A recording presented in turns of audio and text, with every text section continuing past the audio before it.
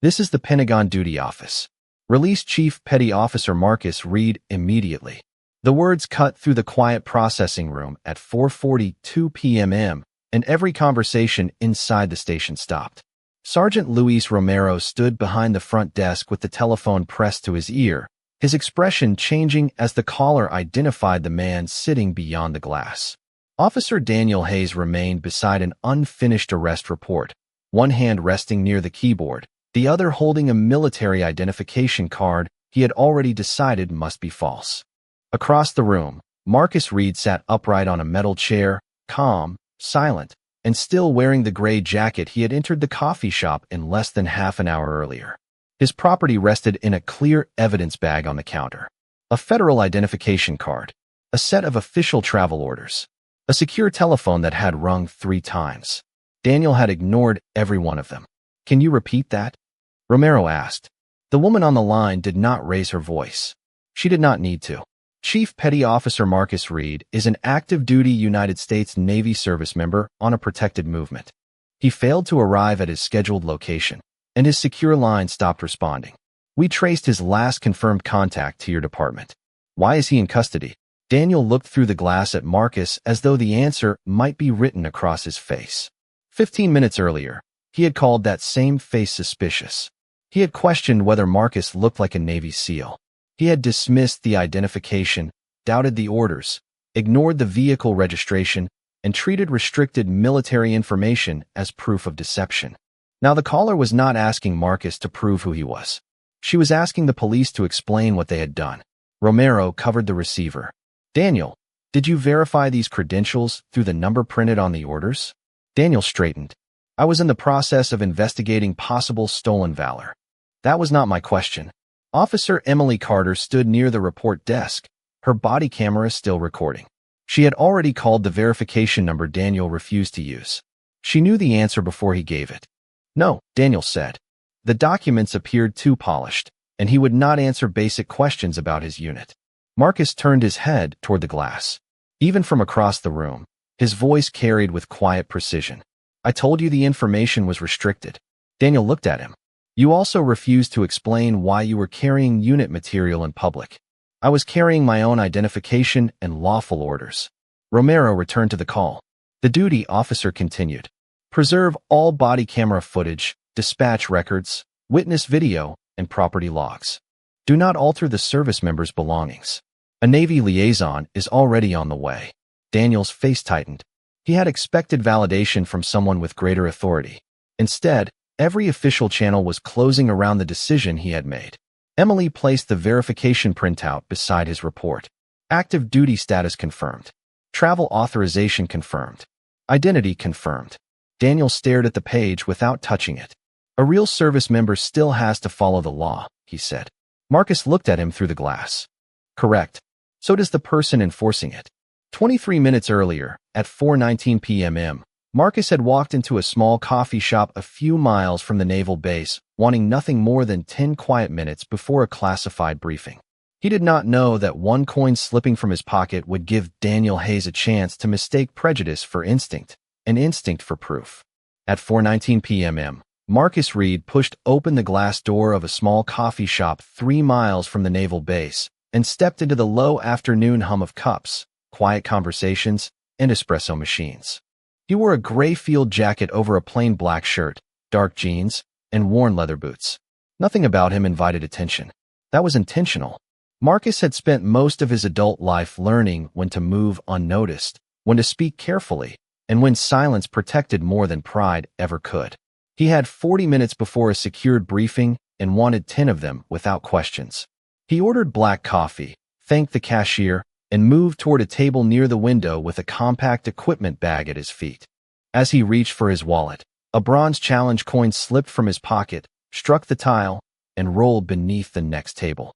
Thomas Green, a retired Navy chief with silver hair and a weathered face, bent down and picked it up. His eyes paused on the engraved emblem before he handed it back. "That is not something you see every day," Thomas said.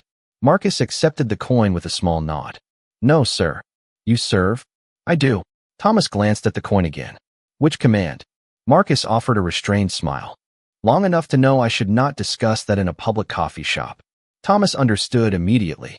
He lifted his cup in quiet respect and returned to his seat. Across the room, Officer Daniel Hayes had been waiting for his partner to finish a telephone call.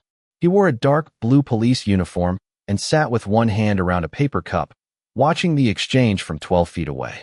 He had not heard every word, but he had heard enough to form a conclusion. A black man, a Navy SEAL coin, a refusal to name a unit. Daniel had seen stories online about people wearing military insignia they had not earned. He believed experience had taught him how to recognize deception. In truth, experience had taught him to trust the picture already in his mind. Marcus opened his telephone and checked a secure message confirming the briefing location. Daniel rose from his chair and approached. "Excuse me," he said. Marcus looked up. "Officer." Daniel pointed toward the coin now resting beside the coffee cup. "You claim that belongs to you?" "It does." "Were you in the Navy?" Marcus studied him for a moment. "I am in the Navy." Daniel's eyes narrowed. "What unit?" "I cannot discuss operational details here." "That sounds convenient." Marcus closed the secure message and placed the telephone face down. "It is standard." Daniel looked toward Thomas. "Did he tell you he was a Navy SEAL?" Thomas answered before Marcus could. "He did not tell me anything he should not have." Daniel ignored him. "I am asking you directly.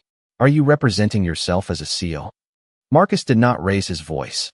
"I am not representing myself to anyone. You approached me." The answer irritated Daniel because it was precise. "Then show me military identification." Marcus reached slowly into his wallet, removed his active duty identification card, and handed it over. Daniel examined the photograph, service branch, rank, and expiration date. Everything appeared correct. That should have ended the question. Instead, he looked at Marcus again and asked, "Where did you get this?" The room became quieter. Marcus held his gaze. "From the United States Navy." Daniel turned the card over as if fraud might reveal itself on the back. It did not. The card matched. The face matched. The rank matched. Daniel decided the match was part of the lie. At 4:23 p.m., Daniel Hayes placed Marcus Reed's military identification on the table, but kept 2 fingers pressed against it, as though returning the card would surrender control of the conversation. The coffee shop had gone quiet enough for nearby customers to hear every word. Marcus remained seated, his posture straight, his hands visible beside the untouched cup. "What class were you?" Daniel asked. Marcus looked at him. "That is not relevant to whether this identification is valid. A real Navy SEAL would know the answer. A real police officer would verify the card through the proper channel." Daniel's jaw tightened. "Do not tell me how to do my job." Thomas Green turned in his chair. "Officer, he has not asked for money, discounts, or special treatment. He has not claimed anything to anyone." Daniel glanced toward him. "Stay out of this." Thomas lifted both hands and said nothing more, but he quietly placed his telephone on the table with the camera facing forward.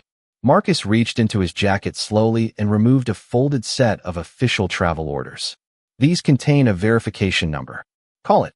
Daniel opened the document and scanned the header, travel date, reporting time, and destination code.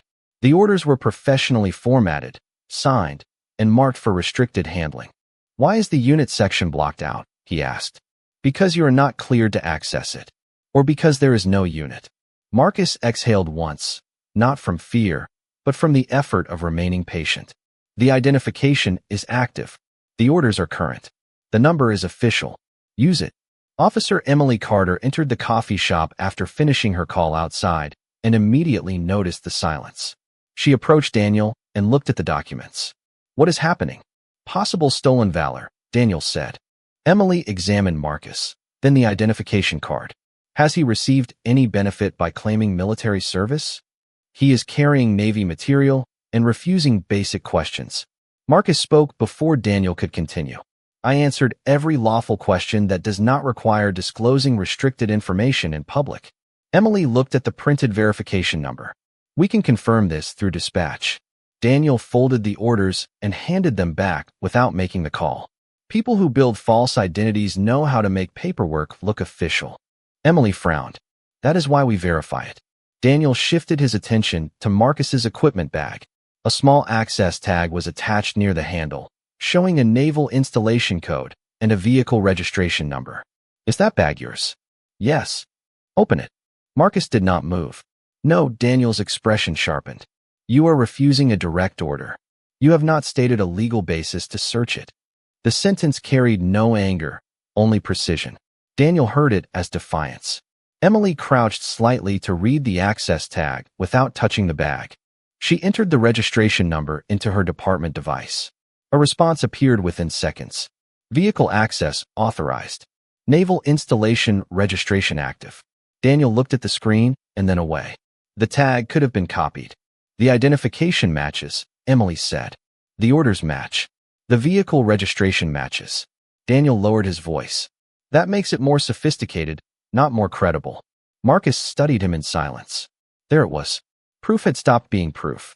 Every confirmation had become another reason for suspicion.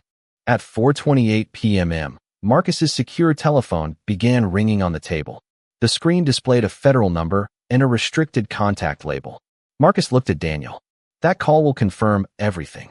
Daniel reached out, turned the telephone face down, and said, That is exactly why you are not answering it.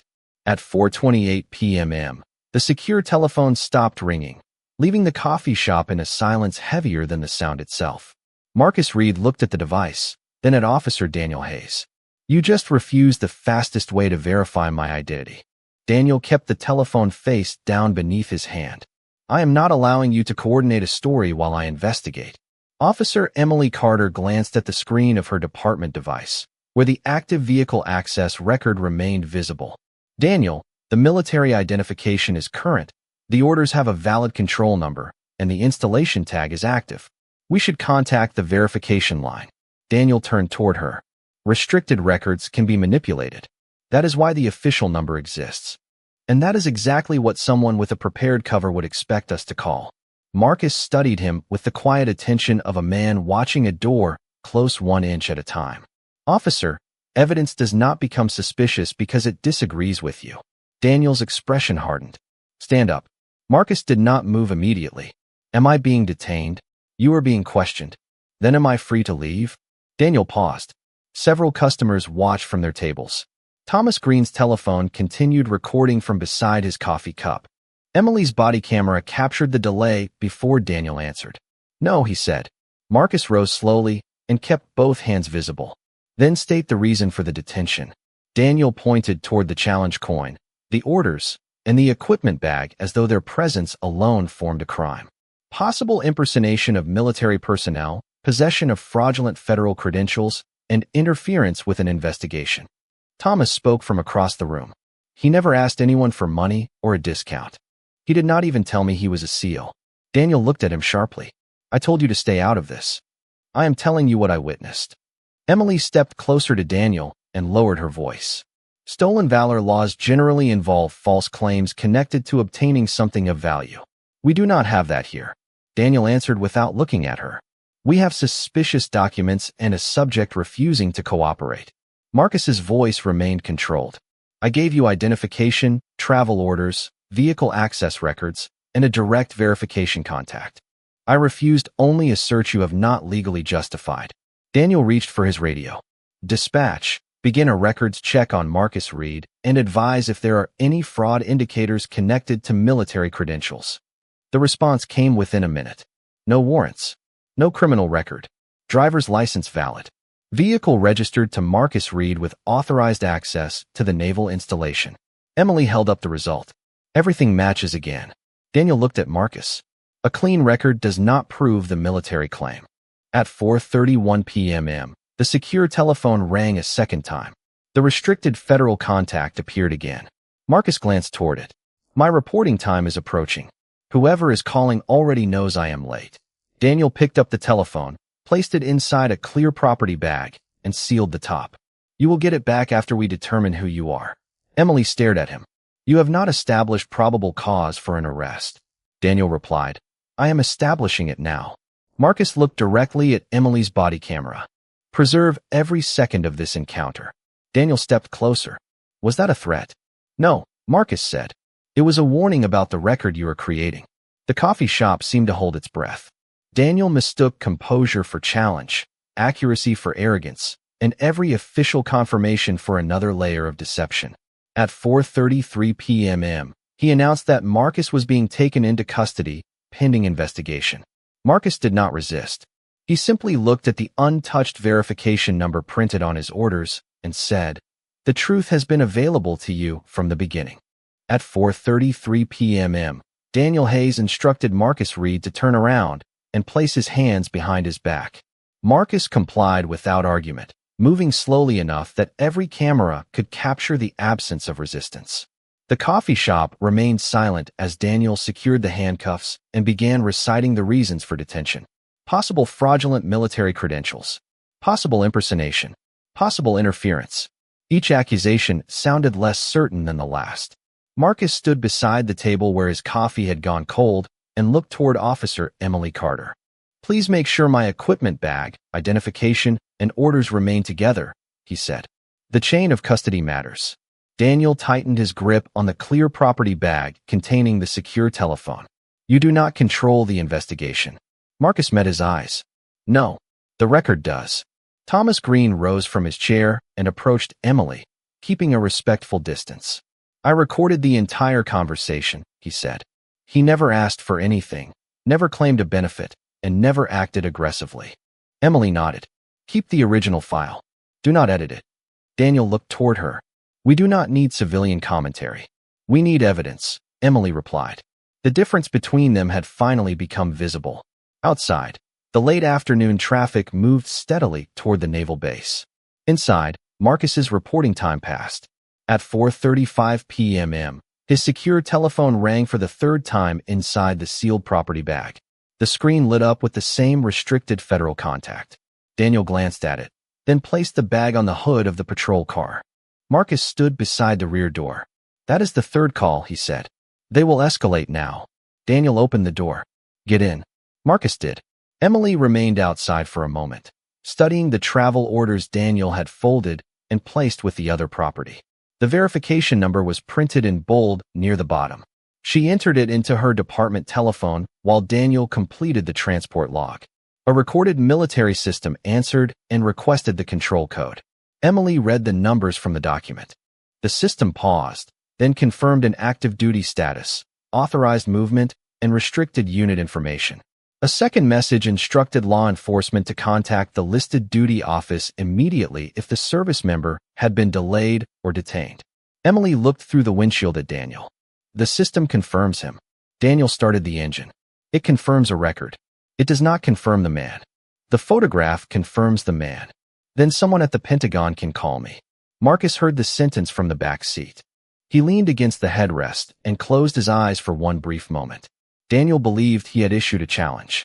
Marcus understood that he had opened a door. During the 5-minute drive to the station, Emily called the duty number and identified herself. The officer who answered asked for Marcus's location, condition, and reason for detention. Emily gave each answer carefully. When she explained that Daniel had refused 3 incoming calls, the voice on the other end became formal. "Preserve every recording. Do not question him about his unit. A liaison is being dispatched." Emily ended the call and looked at Daniel. "They are sending someone." Daniel kept his eyes on the road. "Good. They can explain why their records are protected." Marcus opened his eyes. "They are protected because some people serve in places where public recognition creates risk." Daniel glanced at him in the mirror. "Save it for the interview room." At 4:39 p.m., they entered the station. Marcus was seated behind glass while Daniel began writing that the suspect had provided evasive answers and displayed unusual knowledge of military procedure. Emily read the first lines over his shoulder. "That is not what happened." Daniel continued typing. "It is what I observed." Then the front desk telephone rang. At 4:42 p.m., Sergeant Luis Romero answered the front desk telephone and heard a woman identify herself as Rachel Monroe from the Pentagon duty office. Her voice was calm, precise, and immediately formal. "I am calling regarding Chief Petty Officer Marcus Reed. He is an active-duty United States Navy service member on a protected movement. Why is he being held at your station?" Romero looked across the room at Daniel Hayes, then through the glass at Marcus. "One moment." He covered the receiver. "Daniel, what exactly is the basis for this arrest?" Daniel turned from the unfinished report. "Possible stolen valor, fraudulent military credentials, and obstruction." Emily Carter stood beside him with the verification response still open on her telephone. The active duty record is confirmed. The travel orders are confirmed. The vehicle access is confirmed. Romero removed his hand from the receiver. The Pentagon is asking why we have him. Daniel looked toward Marcus as though the answer might change if he stared long enough. He refused to identify his unit and would not allow a search of his equipment bag. Marcus spoke from behind the glass. I refused to disclose restricted information in a public coffee shop, and I declined a search that had no stated legal basis. Rachel's voice carried faintly through the receiver. Romero lifted the telephone again. The officer says Chief Reed would not discuss his unit. He was not authorized to discuss it, Rachel replied. That restriction is listed on the travel order your department received. Romero's expression hardened. Was his identity already available for verification? Yes. The official number was printed on the document. We also called his secure telephone 3 times after he missed his reporting checkpoint. Emily looked directly at Daniel. He prevented Marcus from answering all 3 calls. Rachel continued. Preserve all recordings, property logs, dispatch traffic, and reports. Do not question Chief Reed about his assignment. A Navy liaison is 5 minutes away. Romero set the telephone on speaker. Officer Hayes, I need you to answer 3 questions for the duty officer. Why did you not call the verification number? Why did you block the federal calls? Why did you take him into custody after the records matched? Daniel straightened his shoulders. The documents appeared too complete. His answers were evasive. I believe the entire identity could have been constructed. Silence filled the processing room. Rachel answered first. Officer, professionally prepared documents are not evidence of fraud. Restricted information is not evidence of deception. Compliance with security protocol is not obstruction. Daniel looked down at his report. The words he had typed now seemed smaller beneath the weight of the evidence around them. Emily's body camera had recorded the matching identification. Thomas Green's video had captured Marcus asking for verification. Dispatch logs showed no criminal history. The military system had confirmed active service. The secure telephone recorded 3 unanswered calls. Every fact pointed in one direction. Daniel's report pointed in another. Romero opened the holding room door and stepped inside. Chief Reed, you are being released from custody. Your property will be returned after it is documented. Marcus stood without triumph. Please preserve the original property seal and the body camera footage. We will. Daniel spoke from behind the desk. A real service member still has to cooperate with law enforcement. Marcus turned toward him. His expression remained controlled, but his voice carried through the entire room. I did cooperate. You rejected every answer because none of them matched the story you had already chosen. At that moment, the station entrance opened and Commander Ethan Blake entered with Navy credentials in hand. He did not ask Marcus to prove who he was. He asked the police to explain why the truth had been available for 23 minutes and still had not been enough. Commander Ethan Blake placed his credentials on Sergeant Luis Romero's desk and waited while the station documented the release. He was a tall Navy officer in a dark service uniform, his expression controlled but unmistakably displeased. Marcus Reed stood nearby as Emily Carter opened the sealed property bag and returned each item one at a time. Military identification, travel orders, challenge coin, secure telephone, equipment bag. Marcus inspected the property seal before signing the receipt. Nothing had been opened, but the delay had already reached far beyond the station. Your briefing was moved to a secure location, Ethan said. The team has been waiting for confirmation that you were safe. Marcus nodded. I understand. Daniel Hayes remained behind the report desk, watching the process unfold without speaking. For the first time that afternoon, no one was asking Marcus to prove who he was. Every official in the room was examining what Daniel had chosen to ignore. Sergeant Romero requested both officers' body cameras and instructed dispatch to preserve the original call logs. Emily handed over her recording device immediately. Daniel hesitated before removing his. This is an overreaction, he said. I made a judgment call based on suspicious circumstances. Romero looked at him. A judgment call changes when the facts change. Daniel gestured toward Marcus. He refused basic questions. Ethan turned toward him. Chief Reed followed operational security rules. He was not authorized to discuss his command, assignment, or destination with you in a public business. Then how was I supposed to know? Daniel asked. Emily answered before Ethan could, by calling the number printed on the orders. The simplicity of the answer left Daniel with nowhere to move. Thomas Green arrived at the station a few minutes later and provided the original video from his telephone. Investigators copied the file while he gave a written statement. He described Marcus entering quietly, refusing attention, and never requesting a discount, donation, or special treatment.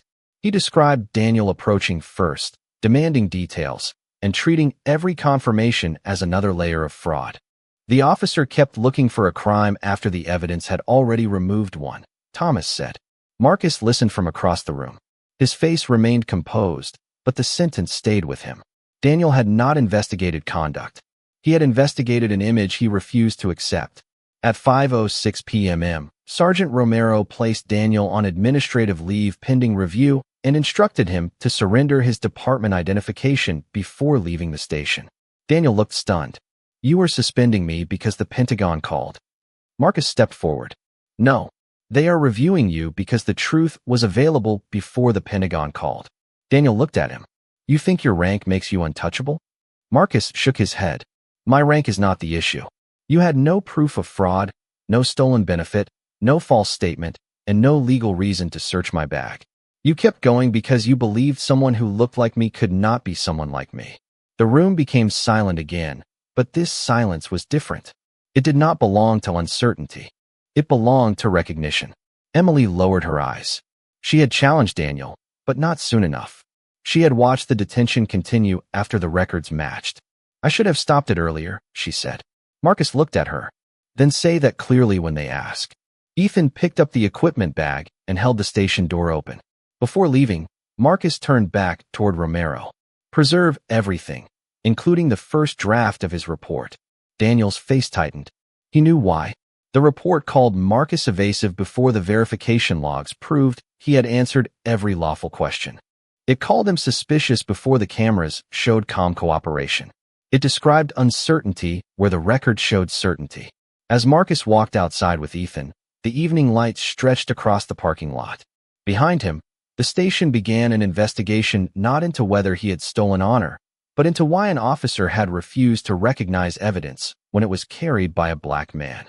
During the next 2 weeks, the department's internal review compared every camera angle, dispatch entry, telephone record, and written statement from the afternoon Marcus Reed was detained. The timeline was precise. At 4:23 p.m., Daniel Hayes received valid military identification.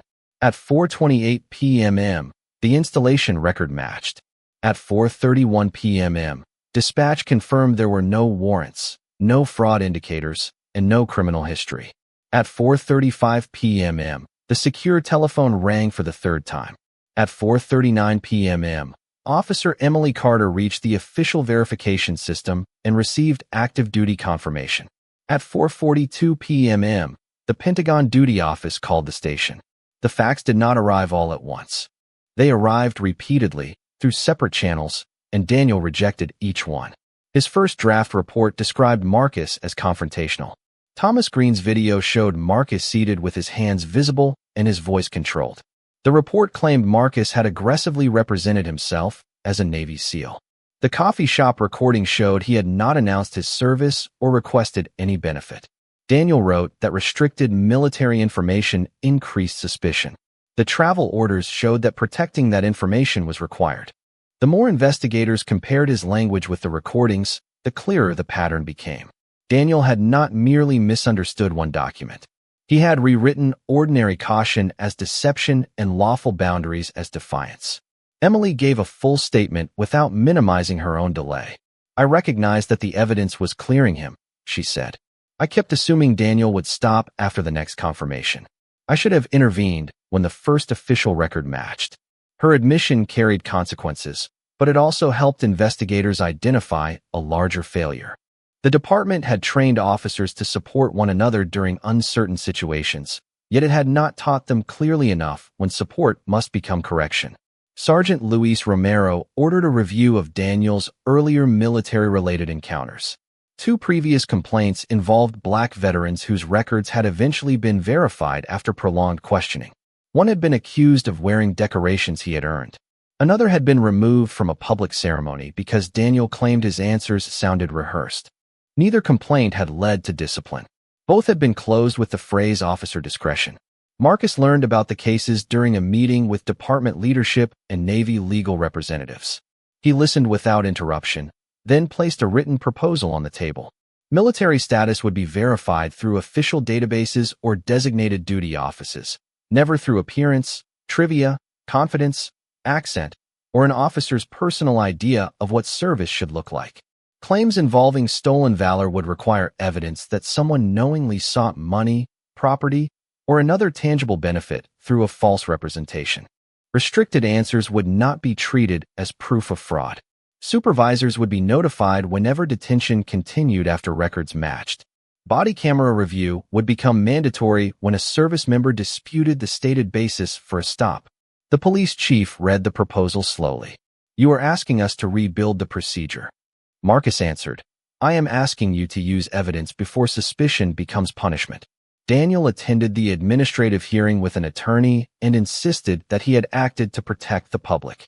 The hearing officer placed the verification log beside his report. "Protection requires judgment," she said. "Judgment requires facts."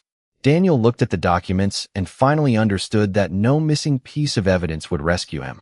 Every missing answer had already been available. Outside the hearing room, Marcus declined reporters and returned to duty. He did not want a public argument over whether he looked like a Navy SEAL. He wanted the next veteran carrying valid proof to be believed before a federal office had to call. 3 months after the administrative hearing, the police department issued its final decision. Daniel Hayes had ignored verified military identification, refused an official confirmation number, blocked 3 federal calls, continued a detention after active duty status had been established, and written a report that conflicted with the recordings. His employment was terminated following the internal process. The ruling did not depend on Marcus Reed's rank, his classified assignment, or the authority of the Pentagon. It depended on the evidence Daniel had rejected while it was directly in front of him. Officer Emily Carter received formal discipline for failing to intervene sooner, but her complete cooperation affected the outcome of her review. She completed additional training, returned under close supervision, and later spoke to new officers about the difference between supporting a partner and protecting a mistake. Sergeant Luis Romero ordered the 2 earlier complaints involving black veterans reopened. Both men received written acknowledgments that their records had been valid and that the prolonged suspicion against them had lacked a factual basis. The department adopted the verification policy Marcus had proposed. Military service would be confirmed through authorized databases and duty offices. Officers could not rely on appearance, personal trivia, speech patterns, or private assumptions about what a service member should look like. A claim involving stolen valor required evidence of a knowingly false statement connected to money, property, or another tangible benefit. Any detention continuing after records matched required immediate supervisory review. Months later, Marcus attended a memorial ceremony for families of fallen service members at a naval installation near the coast. He wore his formal uniform, but he stood near the back of the gathering, away from cameras and public officials. Rows of folding chairs faced a simple stage decorated with American flags and photographs of those being remembered. Thomas Green attended as a guest and recognized Marcus across the lawn. He offered a respectful nod, and Marcus returned it. There was no need to discuss the coffee shop, the station, or the telephone call that had changed everything. The ceremony was about people whose service could no longer be questioned because their sacrifice had already answered every doubt. After the final remarks, families moved slowly toward a reception area. A young black boy noticed the insignia on Marcus's uniform and approached with his mother. "Sir, are you really a Navy SEAL?" the boy asked. His mother looked embarrassed. "I am sorry. He is curious." Marcus lowered himself slightly so he could speak at the child's level. "That is all right." The boy looked at the decorations on his uniform. "How can people tell who is real?" Marcus considered the question before answering. A uniform can show where someone served, but it does not create the service. The sacrifice does. The discipline does.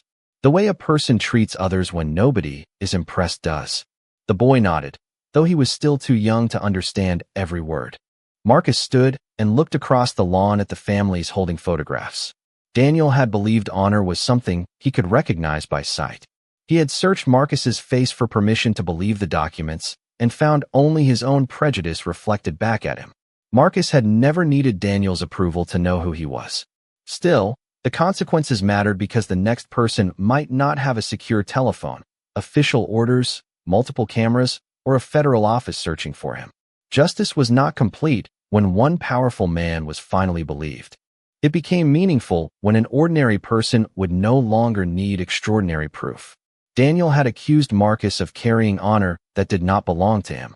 In the end, every recording showed that Marcus had protected his dignity while Daniel abandoned his own.